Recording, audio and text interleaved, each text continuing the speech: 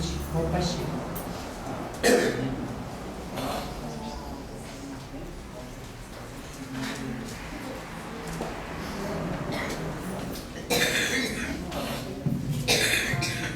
Muito boa noite a todos. Os nossos votos de muita paz a todos os corações aqui presentes. As nossas reflexões serão em torno do tema Problemas do Coração. E nós iniciamos essas reflexões trazendo alguns dados bastante importantes para que a gente se situe nesse panorama geral do orbe. Então, a Organização Mundial da Saúde nos informa que acontece um suicídio a 40 segundos no nosso planeta. Sendo que isso equivale a dizer que 800 mil pessoas se suicidam por ano em toda a Terra. Que 350 milhões de pessoas no mundo hoje sofrem de depressão e que essa doença rouba as pessoas das atividades mais rotineiras do seu cotidiano.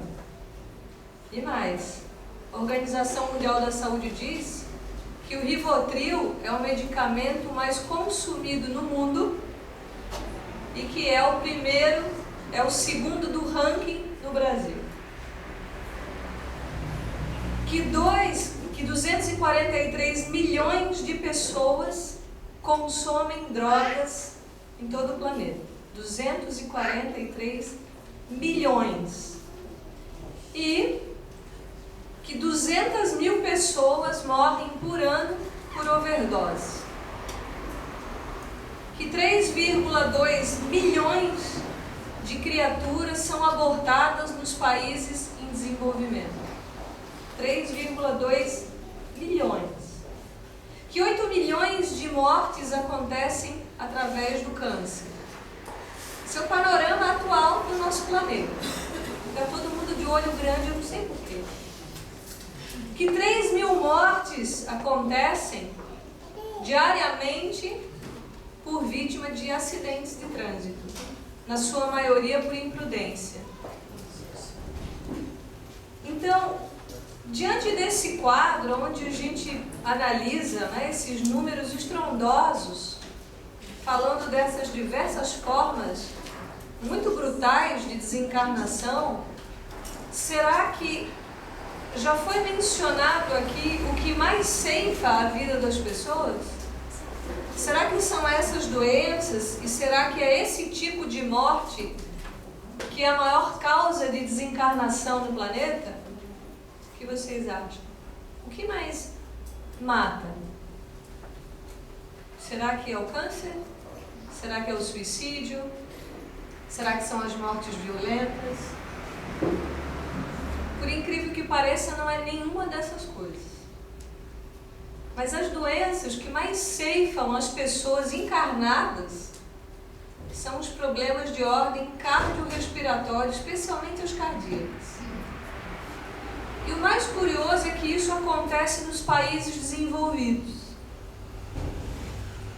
Então nós vamos refletir sobre uma problemática, mas não necessariamente da biologia do coração, né? Porque o tema pode pensar assim, será que é a boa cardiologista? Bem que eu gostaria de ser. Mas eu acho que eu vou deixar para ser médica na próxima encarnação. Mas não é dessa problemática, mas essa problemática, ela aponta para algo na nossa vida. Porque, olhando para esses dados, esse é o panorama do orbe hoje. É dessas formas mencionadas que nós, porque a gente deve se incluir sempre na reflexão, que nós desencarnamos. Mas desencarnamos muito pelos problemas cardíacos. Mas quando Emmanuel é questionado sobre os problemas de saúde no livro Consolador, porque nós precisamos trabalhar a partir de agora sobre a perspectiva da encarnação, mas sobre uma outra perspectiva de quem nós somos. Eu sempre faço essa pergunta, porque a gente esquece muito rápido no cotidiano quem nós somos.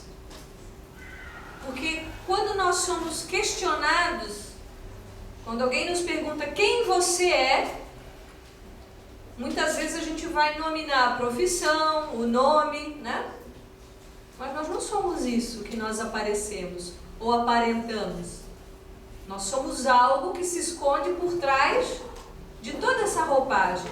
Cada um de nós é um espírito imortal.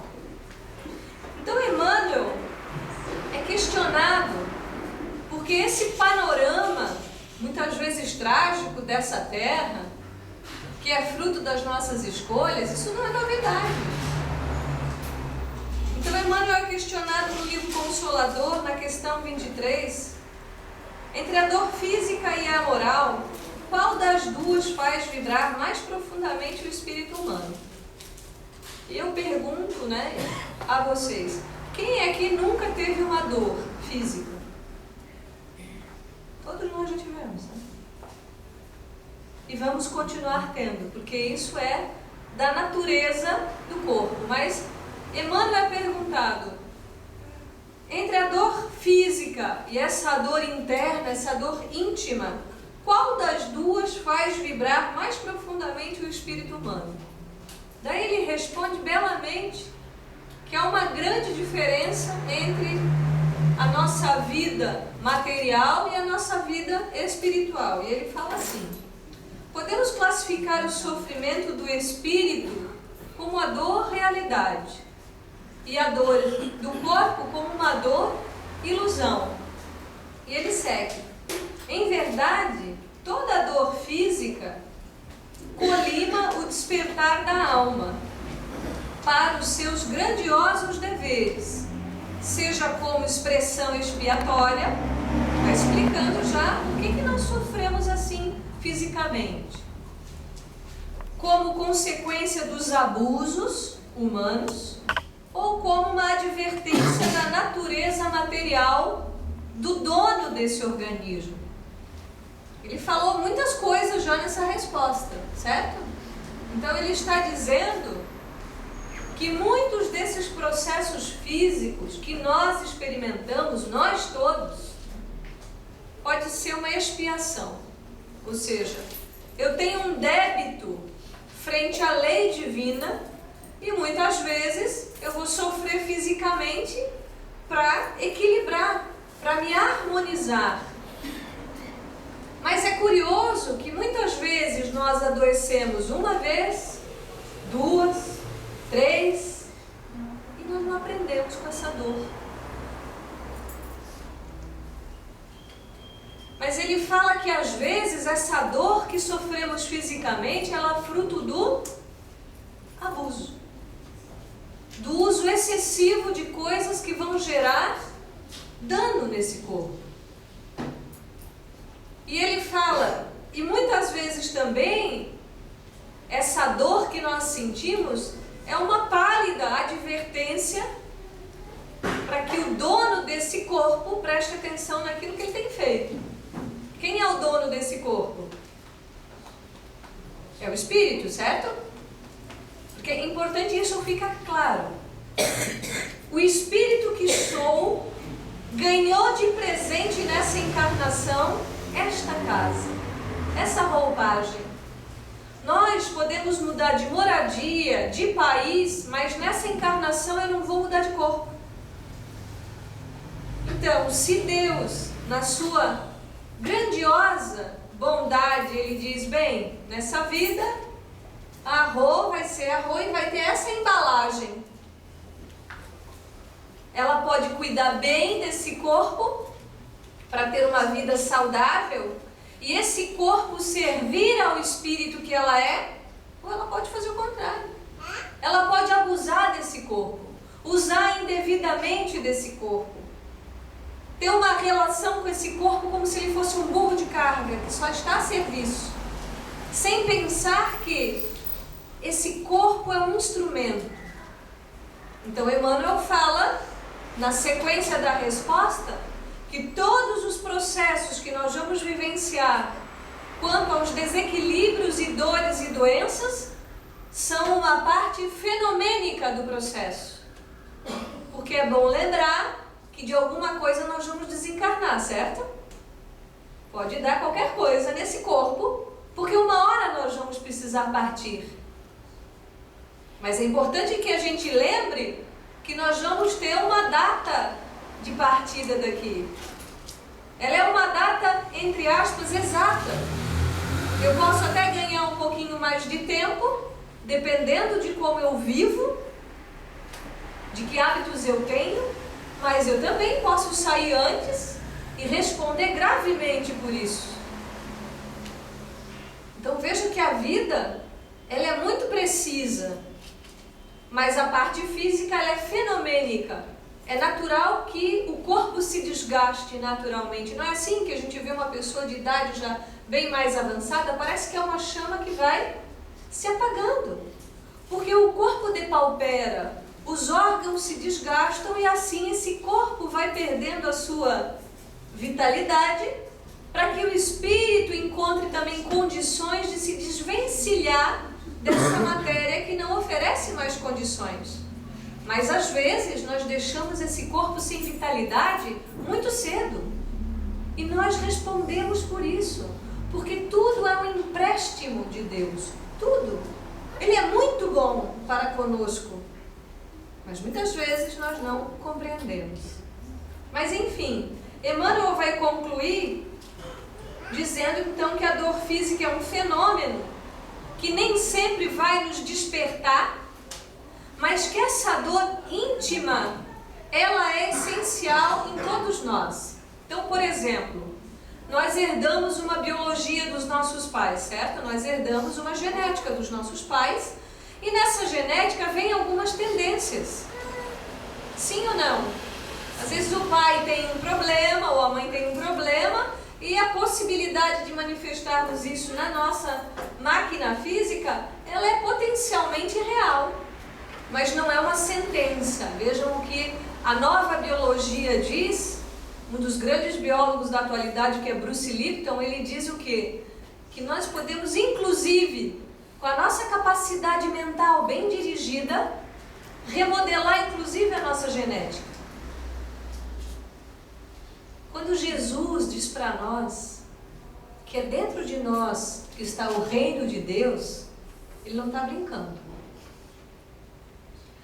Quando nós começamos a perceber que esse reino de Deus ele está dentro de nós, a nossa vida pode se transformar muito. Muitas coisas podem ser transformadas. Mas enquanto nós achamos que esse reino está fora, está no marido, na esposa, no filho, no dinheiro, no carro, no apartamento, inclusive no diploma, nós estamos colocando esse foco no lugar errado. Não necessariamente errado, mas talvez equivocado. Ou talvez nós estamos despendendo energia demais em algo que não é a realidade. Não que não seja importante. Não que não devamos amar. Mas enfim, então a nossa problemática externa, ela é diferente, certo? Um tem dor de coluna, o outro tem dor de cabeça, o outro pode ter um câncer, o outro pode ter um processo degenerativo. O outro pode ficar sem dinheiro, pode perder a casa, pode perder o braço.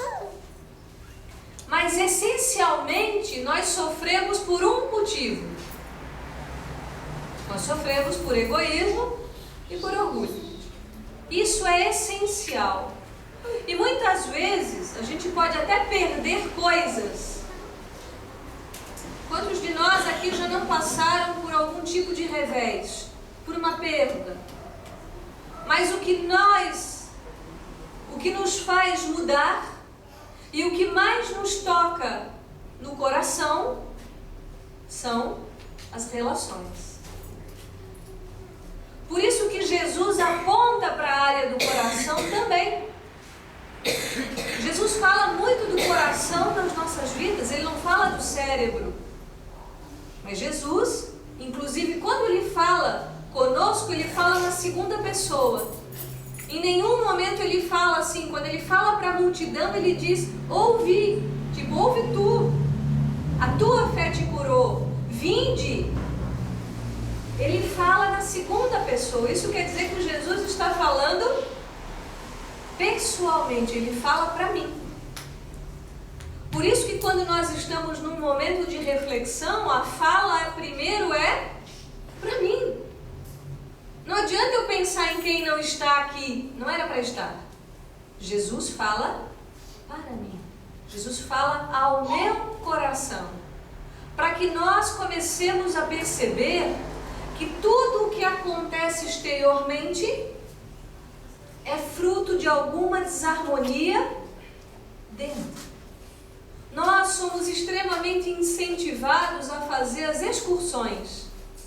O nosso movimento ainda, infelizmente, é um movimento para fora. Pouco nos é incentivado a retornarmos para dentro, a olharmos para si, a nos percebermos, porque é sempre muito mais fácil dizer que é o outro que me deixa triste, é o outro que me zanga, é o outro que me infelicita. Isso não é uma verdade. Então, quando Emmanuel diz que o problema é essencial, ele está falando como Jesus e dizendo que essa problemática basilar, esse problema começa dentro. E que somente quando nós somos tocados lá no coração que alguma mudança vai acontecer. Caso contrário, nós continuamos sendo as mesmas pessoas. E essa é uma realidade. Enquanto nós não, de alguma maneira, sentimos uma pujança de uma dor, nós ficamos ali estagnados. Tem uma história que fala de um cachorro sentado sobre uma taxinha, um preguinho, que ficava ganindo o dia inteiro. E um dia um colega pergunta ao dono do cachorro: mas você não vai tirar o seu cachorro de lá? E ele fala: mas não, ele não sentiu dor suficiente para se mover do lugar. E assim somos nós. Às vezes nós esperamos até vir uma dor maior para que a gente mude. E não é essa a proposta de Jesus para as nossas vidas. Ele não quer que nós soframos. E vejam, muitas vezes nós pensamos assim: quando eu tiver condições, eu vou disponibilizar tempo para isso e para aquilo. Quando eu, mais para frente, ficar mais velho, ter mais dinheiro, porque agora eu tenho um filho pequeno, agora eu tenho marido, agora eu tenho trabalho, e nós não dispomos de tempo para cultivar esse campo que é o Espírito. Nós sempre nos ocupamos com as coisas do mundo, mas esquecemos de quem somos e esquecemos de cultivar. Mas vocês podem perguntar como fazer isso, e nós vamos ler na sequência. Mas quando nós já temos essa direção, quando nós já compreendemos que parte de mim é uma parte material e transitória e que tudo que eu tenho no mundo vai ficar, porque às vezes é ali naquele último minuto da encarnação que a gente diz: toma esse relógio, agora me desapega, aí vai desencarnar, né? Pega esse brinco, deixa eu assinar rápido aqui, você fica com o carro. E muitas vezes nós só fazemos isso porque a gente não pode levar, porque se pudesse levar no caixão, nem nessa hora a gente deixaria. Assim nós funcionamos. Todos nós temos algum nível de apego a coisas e pessoas. Apego. Às vezes nós chamamos isso de amor, mas isso não é amor. Nós todos não estamos livres de viver a diversidade, certo? Mas quando eu já me aproximei de Deus, quando eu já encontrei Jesus, quando eu já escutei esse Rabi falando mais perto, não há como nós não mudarmos. Quando conhecemos Jesus, isso é algo muito impactante nas nossas vidas. Porque o convite dele não é que nós abandonemos nada, porque cada um de nós aqui está na vida ideal para crescer espiritualmente. Todos nós. Chico Xavier nunca faltou um dia de trabalho sequer. Nunca. Não há registro de Chico ter faltado ao seu trabalho no Ministério da Agricultura, um só dia. Psicografava até de madrugada. Eu fico pensando, e às vezes nós reclamamos de tempo. Ele atendia centenas de pessoas por dia. Entre outras pessoas que devotaram a sua vida à família, filhos, trabalho e ainda encontravam tempo durante o dia para pelo menos dizer a Deus: muito obrigado pela vida que eu tenho, por eu estar nesse lugar ideal para a minha evolução. Então, quando nós conhecemos Deus, que é um Pai bom, que é absolutamente bom, quando nós encontramos Jesus como o norteador do nosso caminho, nós vamos passar, com certeza, pelas doenças também, pelas perdas, pelas dificuldades várias, mas nós vamos fazer como essa criança, a gente ainda bate palma. Porque a vida é sempre um motivo de celebrar e nunca um motivo de reclamar.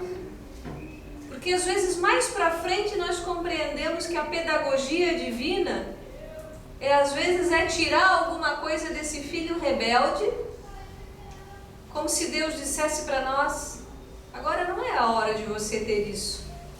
Mas não porque Deus quer que nós soframos, mas é porque em algum momento nós não temos essa maturidade suficiente para dispor de tudo, porque Deus é muito generoso. Alguém já viu aqui uma plantinha com uma só folha? Uma árvore frutífera com uma fruta? Uma praia com um grão de areia? Um céu com uma estrela? Um corpo com 2 células?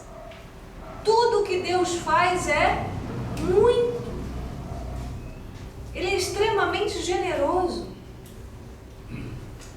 A vida que Ele nos oferta é uma vida de abundância e alegria. Mas nós nos revoltamos, nós reclamamos, nós não perdoamos, nós não disponibilizamos para o outro aquilo que Deus nos dá amorosamente. E por isso sofremos. E quando Emmanuel cita no livro Fonte Viva uma outra reflexão sobre esses problemas do amor, porque ele diz que nós adoecemos por não conhecermos e não discernirmos a aplicação devida desse amor. Porque quando Jesus fala do amar, quando Jesus fala do amor, Ele não aponta para a cabeça, certo? Ele diz que a boca fala do que o coração está cheio. Ele não fala que a boca fala do que está cheia a mente. Ele aponta para o coração. E ele diz que é no coração que nós temos um tesouro. E esse tesouro é o amor.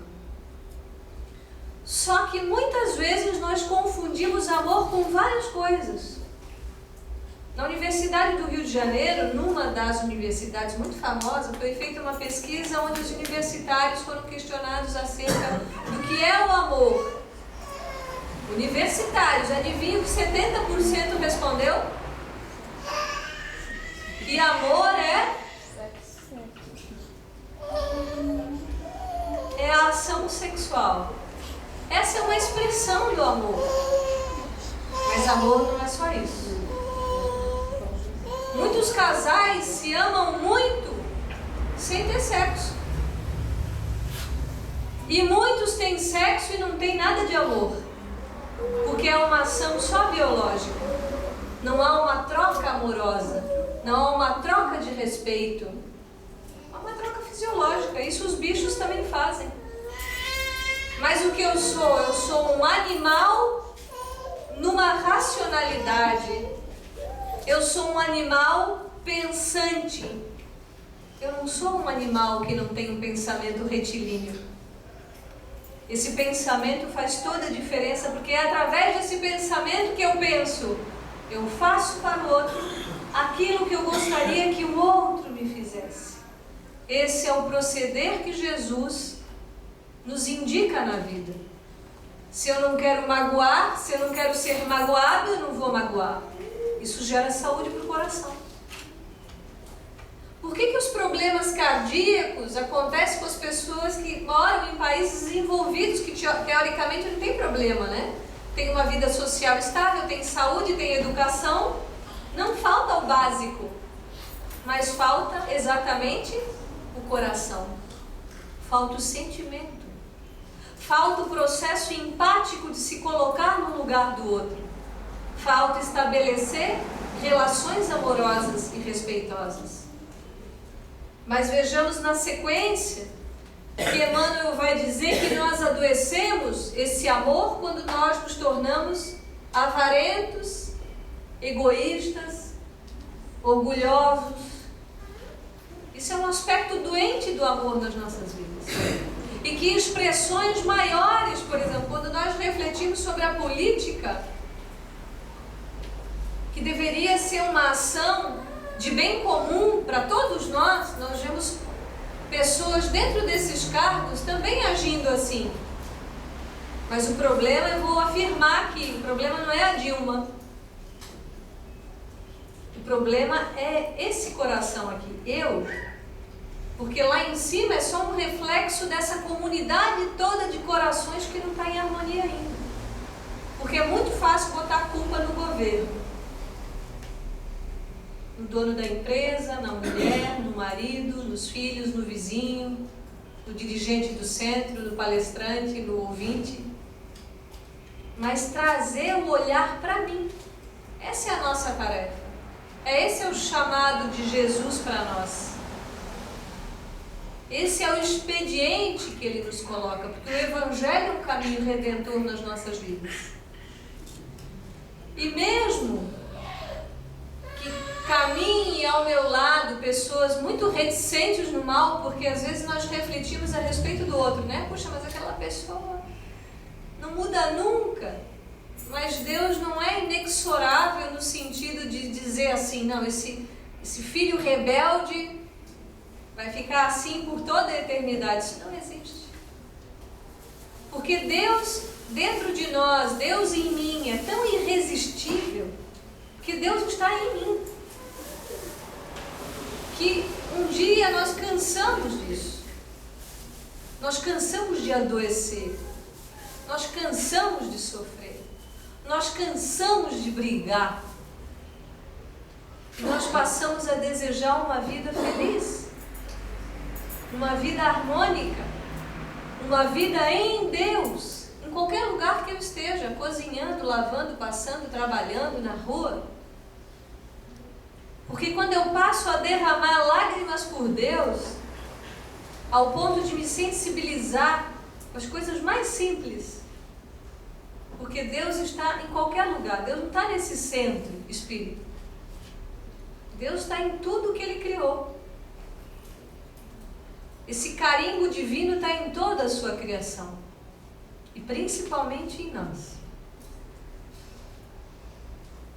Mas de que maneira, então, nós vamos perceber, ou que receita talvez nós temos nesse caminho espiritual, especialmente dentro do caminho espírita? Então veja, também eu fui buscar aqui algumas pesquisas que dizem o quê? Aqui no Hospital Albert Einstein no Brasil, há um médico chamado Dr. Paulo de Tarso de Lima, que trata pessoas terminais. E além dele receitar o remédio para as pessoas, ele põe no verso da receita, se essa pessoa tem uma prática espiritual, ele pede para que essa pessoa intensifique a sua prática. Porque é comprovado cientificamente que pessoas que têm uma prática espiritual e religiosa na sua vida se recuperam mais, reclamam menos e são muito mais previdentes. Porque, lógico, se eu sei que Deus me deu esse corpo, eu vou deixar ele ficar de qualquer jeito? Não. Eu passo a ter um cuidado especial com esse corpo. Quando Francisco de Assis desencarna, ele, em espírito, vem beijar os pés do seu corpo, de tanta gratidão. que ele teve esse corpo. Honrar essa casa. Numa universidade do Reino Unido, a Universidade de Exeter, 126 mil pessoas passaram por essa pesquisa durante algumas semanas, 126 mil. E o que se comprovou? Que pessoas que fazem trabalho voluntário vivem mais, são mais felizes e têm uma saúde melhor. Aí fica a nossa pergunta: qual é o problema do nosso coração? Falta espiritualidade, falta doação. Porque quando eu reconheço Deus em mim, quando eu me sinto abastecido dessa divindade, eu paro um pouco de ficar nesse lado onde eu só preciso de ajuda, onde eu só reclamo, onde eu só quero receber. E parece que eu estagno um certo tempo nessa posição e esqueço que eu também posso dar. Porque dar de si cura. Isso é uma pesquisa científica. E quando Jesus diz para nós, perdoa, faz ao outro aquilo que tu gostaria que o outro te fizesse. Quando Jesus diz, ama. Quando Ele diz para nós, antes de ir ao templo fazer sua oferta, se reconcilia. Quando Ele diz, vinde a mim todos vós que estáis sobrecarregados e aflitos, que eu vos aliviarei. Ele está dando todo o receituário. Quando Ele diz para nós que fica dentro de ti esse reino dos céus, isso dá trabalho. Porque nós temos que provocar mudanças no nosso pensar, no nosso falar, no nosso agir. Mesmo que diante da nossa mudança ainda, como diria Paulo, nós sejamos abandonados. Mesmo que trilhando o caminho da mudança você seja vilipendiado. Mesmo que alguém fale mal, mesmo que até um parente amado diga qualquer sandice para você, continue. Porque esse problema não é seu, é do outro, e para o outro a gente endereça uma oração. Mas o importante é nós nos mantermos firmes nessa construção. E mesmo que a expiação e a prova estejam nos esperando ali na frente, porque nós não sabemos o que nós vamos passar, em Deus e com Jesus, tudo fica mais leve. Nós vamos sanando o nosso coração a partir do momento em que nós nos relacionamos com essa espiritualidade. Quando nós nos doamos para essa causa, do jeito que for possível. Porque o amor, ele é irresistível. O amor é passível de ser desenvolvido de uma forma sana dentro de nós.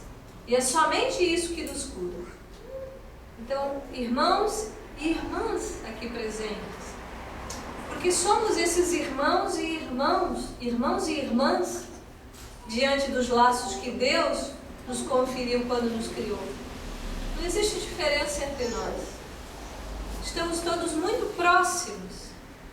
Mas o mais importante, talvez, na vida, é olharmos para nós e descobrirmos que essa cura depende exclusivamente de nós. Eu agradeço muito a atenção de todos, a paciência por terem me ouvido, a troca que aconteceu entre nós e o convite sempre carinhoso da casa que nos possibilita também esse momento de trabalho. Muito obrigada.